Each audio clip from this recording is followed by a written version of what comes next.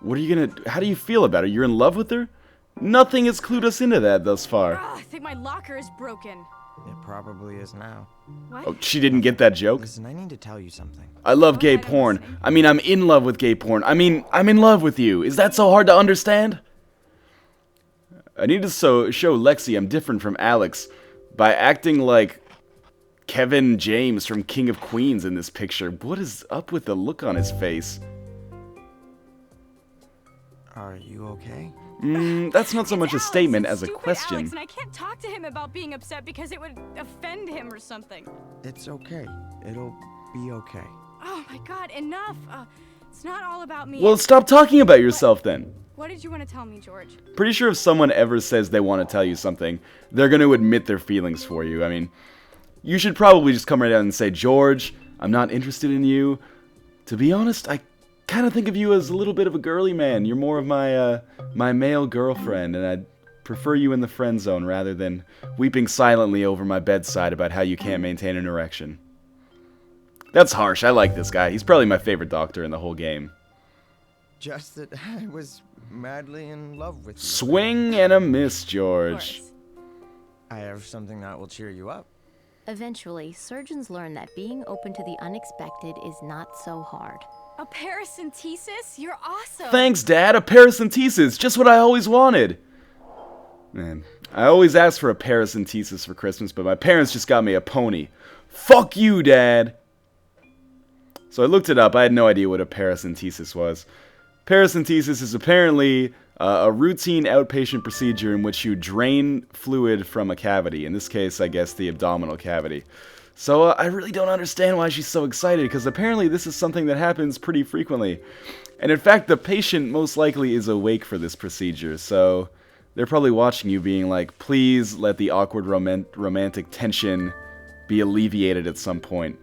Can you engage me in lighthearted banter about the New York Yankees, please? I'm feeling a little bit uneasy about the needle jabbed into my stomach right now. But anyway, we succeeded. I don't really understand what we were doing, loosening that knob and putting fluid in. I guess that was maybe for an IV. Why am I reasoning with this game? It's a total pile of bullshit.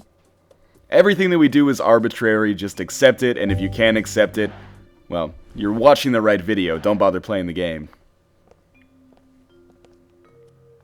Thanks for your help. You didn't need my help. Ooh, so this is what theft feels like. Poor George. Again, by far my favorite character in the game, but can't resist ripping into him a little bit. And one of my least favorite characters. Dr. Bailey, I'm busy looking for my baby, Karev. have you seen Dr. Gray? Lexi Gray. I don't know, Karev. Try the pit. That's where an intern should be. I don't know, Karev. Why don't you do something a surgeon should do, like surgery? And this does not count as surgery. So if you thought checking someone's eyes was a bad excuse for surgery, check this one out. Now we've got to find a doctor by rearranging these arrows and then clicking on ourselves to make us move on a predetermined path in order to find, you know, our medical crush, who we just realized we were in love with despite the fact that we'd never given any inclination to that before. Oh, great. It's bald Norm Macdonald again. Wife ran over the foot when she heard I let you cut off my wedding ring. Prognosis, divorce. I like how Dr. Karev, or Alex I guess we should call him because we're on such a close basis with him, could not be less concerned with his patient's medical problems. Maybe you're in the wrong profession. Dude should have become a professional pickup artist. So we're just going to be nice and gentle with this bone and... Oh, God! Yeah. Makes a very satisfying crack sound when you get the bone back in place. Shouldn't we put, like, a cast on it or something? Aren't you supposed to slap plaster on? Look at this guy's more of a doctor than you are. Oh, fine, buddy. You want to be the doctor? All right, here, take my lab coat. I'm going to go get my dick wet. The characters on this show are completely deplorable. How could you watch this and feel good about yourself? I don't know. I'm being unfair. I haven't seen the show.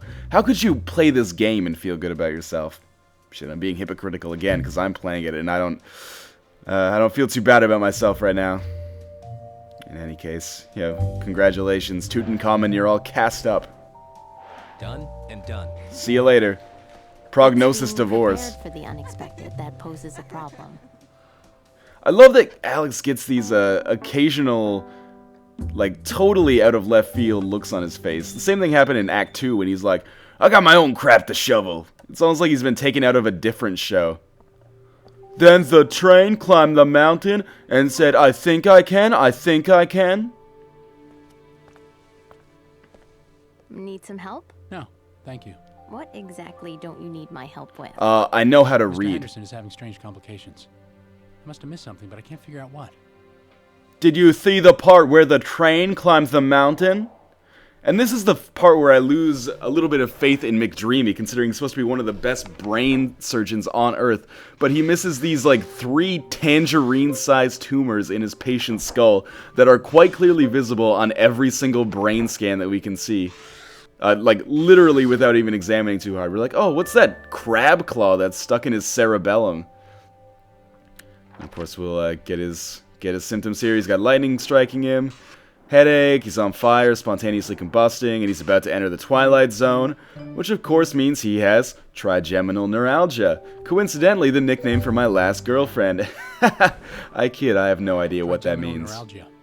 The part of the tumor that couldn't be removed is compressing the trigeminal nerve. Can you fix it? Probably not, but I'm certainly going to try. 80% chance I kill him, but whatever, this could be good on my CV. Thanks. Oh, this is one of those shows that brings in the licensed folk music at the end to make everything appear like it's resolved. This guy has a serious brain problem. It could be brain cancer. It might not be the best time to bust out the shins. Those two people in the picture look nothing like the computer models, which look nothing like the actors at all. I'm sorry I haven't been totally committed to I've you. been sleeping with I'm creepy working nurse on it, guy. but I need you to meet me halfway. What are the rules of meeting halfway? Well, you come 50%, I come 50%. That's First halfway. rule Are is you that stupid? Can't share information that may affect my best friend's career and expect me not to say anything. Fair enough. Rule number 2. You can't go tell your friend said information without getting the whole story. Well, now that we've covered the only 2 problems that can happen in a relationship, we can get into the resolution. So we're going to be cold or we're going to be loving and give him a kiss. And as much as I've been dark side throughout this whole episode thus far, you know, I still want to see these 2 get together. They're the Ross and Rachel of our generation. Well, I suppose if anybody in our generation actually watched this show, they would be Ross and Rachel. Instead, they're the Ross and Rachel of lonely housewives about 5 years older than the people who thought Ross and Rachel were the Rachel of their generation. But I digress. Again, such a natural kissing animation. Sometimes you prepare as you go. Rule number 3, we go back to my place and seal the deal. We're borderline 40 years old. I think it was kind of implied that there'd be some sex in this relationship. That's something that mature adults maybe engage in from time to time when they get romantically involved. And again, the climactic discovering what's wrong with my brain cancer patient ends without any brain surgery or patient in it whatsoever. Other times, What's you wrong are with on his the spot. elbows? Dear Lord in heaven, what is wrong with his elbows? These character models are starting to freak me out. It's like something from The Grudge. Why are you here? Didn't see any boob jobs on the board. No, just a routine heart surgery, you know, nothing cool like that. So, how should I impress her? We can either lie or tell the truth. I don't know why, but I'm feeling so altruistic. Let's tell the truth. I feel like McSteamy has a sack, unlike George, so we can admit his love for the doctor, even though we've literally had only one conversation with her and can't understand why she might or might not be a redeemable character in any sense of the word. I'm just lucky I got past that harrowing puzzle game. I mean, things were looking rough for a minute there. Thought it might be nice to, chat. I've been thinking about you a lot, Dr. Hahn. Erica. What exactly have you been thinking? Duh, you look pretty. And then, you know, I was joking, but that's actually one of our options. We can tell her, we can compliment her on her body or on her mind. And naturally, as a doctor, we're going to compliment her on her rockin' set of tatas. Am I right, boys? Actually, I would not know. Because under that lab coat, you know, anything could be happening. Mostly how you should wear tighter scrubs. See, exactly. I want half of whatever money you got to use that line on me. How about a drink tonight? Fine, but it's not a date. And you're paying. Sounds like a date to me. When I pay, it's a Thank date. you. When I'm on a date, I don't let people pay. I don't understand what that's supposed to mean. She wants me. She delivered it with a lot of intent, like it had some sort of dramatic heft, but when I'm on a date, I don't let people pay. Yeah, that's largely meaningless. Let's move on.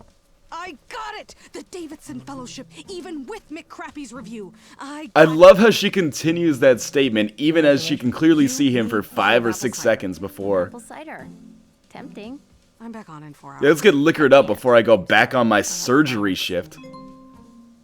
Why does Meredith have to ditch Derek? She just found her love again. Don't be such a selfish bitch. Just because everyone else is having fun and you're completely enamored with your own professional successes doesn't mean everyone has to be miserable like you. I'm not sure if you can tell, but I'm getting pretty goddamn awesome at these clearing the clouds minigames. Thinking I'm gonna write the Prima Games strategy guide for the sequel whenever it comes out. If anybody out there from Prima is watching, you know, hook me up. That's my dream job. I'm not celebrating alone. That's pathetic. You're kind of pathetic. It's fine. Get cidered up. We'll catch up later. It's fine. It's fine. Congratulations, Dr. Yang. You have been chosen as this year's Davidson Fellow. Blah, blah, blah. Please note that you must have not contracted any infectious diseases within the last 2 years to participate. Though I hope STDs don't count. Good thing you didn't sleep with Alex. Yeah, exactly. Oh, come on, George. The only thing you're gonna catch from that guy is the cooties, maybe. Of course, now we have to figure out what Meredith thinks about Jim Halpert. Oh, he's really cute, but his nose is a little bit big. Plus, he's got a girlfriend already. Some girl in reception. Oh, I am gonna drive that joke, you know, further into the ground than the Hindenburg. And I'm gonna love every second of it. He's been stalking me all day. He even pulled some strings and got my letter. If you're lucky, someone will prepare for you. Oh.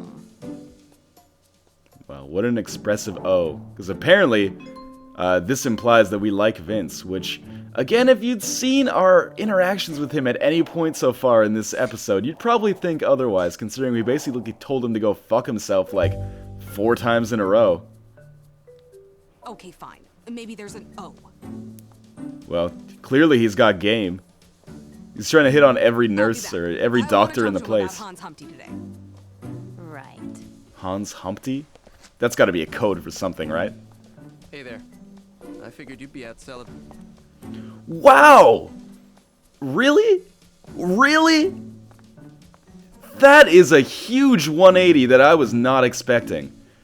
From completely throwing this guy off the side of the bus to fucking him in the, like, nap room on your 4-hour break. Well, you have bipolar disorder. Get McSteamy to take that tumor out of your brain. Oh, and finally we get to play as Bailey again, who's wandering the halls aimlessly, apparently, just enjoying the time she's away from her son for 1 minute in a day. So yeah, of course, rip our patient out of the picture. Who cares about that guy? He's probably not dying or anything.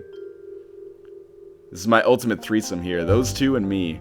Katherine Heigl, the commissioner from Where in the World is Carmen Sandiego, and everybody's favorite Northernlion. If you're not so lucky, someone will prepare instead of you. What a meaningless Mommy statement. missed you. Yes, she did.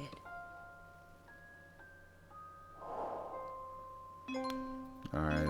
And again, I'm being super Obi-Wan here. Super Obi-Wan by doing all these light side decisions. But let's show Izzy that we love her by letting her sleep. After all, she is a doctor. What does she need to be awake for? I'm gonna move you now, but stay quiet. Izzy's sleeping, 'cause she's lucky. What do you mean she's lucky? Like half the time you'd kill her instead of letting her sleep? I'm 10 minutes away from a hot bath. That was gonna say hot bathhouse orgy. It could. Too bad they cut her off. O'Malley needs my attention. Let me divert a beam of light through a random section of mirrors in order to show him that. Again, this game doesn't deal so well with the metaphorical. It deals entirely in literal. Sample from Mr. Paulson. It's not mucus. It's semen. Oh God! Plus his neck is swelling. This game is turning into CSI. But there will be some times. Well, she got to wake fast. Surgery. Make a decision about a patient when he's not even in the room. And I have to apologize because it's here that I sort of lose my doctoring way a little bit. I keep getting my snowflakes confused with my trigeminal neuralgias and my semen samples, and I'm picking the wrong one every time. So instead of picking that light blue snowflake, I should be picking the other symptom. But because I saw that there was a snowflake on the chart, and there's not a huge difference between light blue and dark blue, I get a little bit confused. In any case, that is not the most flattering picture of Donald Glover. Let's try it again. And this time we'll actually get a second peek at his symptoms, so I'll be able to make an assessment. And again, it's amazing that doctors can make a diagnosis from 4 symptoms without even seeing the patient. I can go to my doctor with, 10 symptoms, and he still has to go through a huge differential diagnosis to tell me that I have a fever. Is this the right one? I think this is the right one, right? Yeah, okay. And of course, he's got possible diphtheria, one of the most obscure conditions. Well, maybe not one of the most obscure, but a highly unlikely one. He has diphtheria. So that's bad. What? Crap. Wow, natural acting. How much was tuition at Juilliard this year? I need to handle this immediately by breaking into song. What a low-rate, high-tension music. You solicit that from an 8th grade band class? Play these 3 notes in staccato. Oh, Lord. And what a cliffhanger to throw at us near the end of the episode. Don't let anyone near that man. I'll tell the chief we have a highly infectious disease. Tell the chief, you are the chief. Where's Carmen Sandiego?